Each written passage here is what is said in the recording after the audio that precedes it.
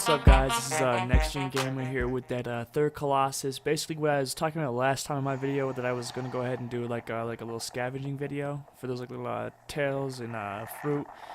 But turns out that's a little bit difficult. With all the time, like it's not like an RPG where you just grind for a little bit, show a spot and all that kind of stuff. It's walking around the entire map and all that. Very not time consuming, but long videos just for a couple of tails and fruits. But I went ahead and just went to the third Colossus, and funny story is I was recording this fight regularly, and then at the end of the fight, I went ahead and stopped the video, and it actually didn't even save the video, so I had to come back to him and fight him in that reminisce mode or whatever it is, where you fight him as a memory, which was pretty cool. Ran into lots of like little bits of lag with the PS3 and the Vita, so it took a while to actually record this fight. But basically what you have to do is he has a sword and like a little gauntlet on his arm. So that gauntlet, of course, like you have to get him to slam his sword in the ground, but before you can actually do that, you have to get him to hit this little concrete circle right here, and that'll go ahead and smash his gauntlet off, so you get him decent distance away, and you'll go ahead and hang out on this rock until starts preparing his swing right there. Then he'll go ahead and slam his sword on that concrete thing and slam his gauntlet off right there, and he's like, oh man, slammed his own gauntlet off. That's kind of crazy. Anyway, once you get that done, then you go ahead, and walk around until you get him a decent ways away again. And then once he's a decent way again, you get him to, slam the ground again. And basically, this guy has two major weak spots. I guess if you want to count the gauntlet as a minor weak spot where he slams it, that could be, made, I guess. Anyways, you get him to slam the ground, and you have to go ahead and climb up his sword. I had a little bit of a hard time because by the time, like if you wait too close, then you won't, you'll get slammed or whatever, and then won't make it anyway. And if you go too far, you won't have enough time to get up to his arm. So I went ahead and fell off, so that was kind of annoying. So I had to run around again. Of course, I had to get enough distance from him in order for him to, slam his big, gigantic sword in the ground. And so, like, if you're not, far enough away or whatever with enough, space for him to slam his sword, then he'll just go ahead, and, walk towards you and try and stab you. Or stab it into the ground, which will, of course, hurt you. And so basically, this guy is one of my favorites. Something about this dude is just awesome. Like, like just a big giant sword, little ball feet. Dude is tight. Like, they made a tight little Colossus right here. This is one of my favorites, honestly. Just one of the best, I think. Just the way he, the way he is just way cool. Of course, it can get annoying, trying to get up him. But, of course, that's every Colossus. That's part of the game.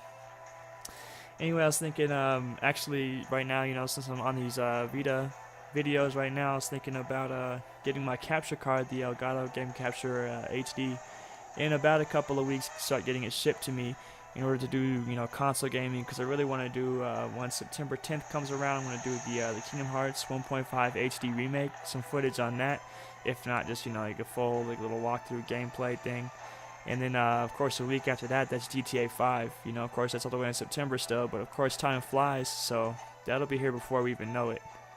So, yeah, I intend on doing GTA 5 videos off my PlayStation 3. So I'm hoping to have my capture card, especially by then. But, in the meantime, get it and do some other things to practice around with it. And basically, you climb up his sword, climb up his arm, and you go ahead, make his way. He has, like, little ledges, of course, from a broken gauntlet that you can, hang out on to get your grip up if it's not that high yet, that you can go ahead and make the full trip all the way up his arm. Wouldn't expect you to unless you were going around hunting lizards for a very long time.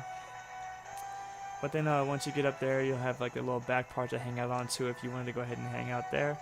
And you climb up his arm, he has those two major weak spots. One's on his head, of course, and then the other one's actually on his stomach, which is kind of funny. Later on, you'll see he does like a little belly dance to try and get you off. It's pretty amusing to see. But anyways, you go ahead and climb up, rest up on his back, to get your grip up before you go in to attack his head. And it's kind of a slant, but it's enough room to hang out on. Anyway, you go ahead and go up here onto his head, stab him a few times. Pretty simple to take down. Once again, we don't start hitting the more difficult ones till a little bit later.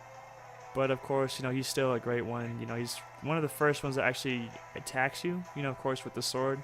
But that's part of taking him down, of course, as well. But anyway, you go ahead and knock out his head, weak spot, kind of flings you around doing his little, head back and forth moves with his red eyes. A little creepy guy.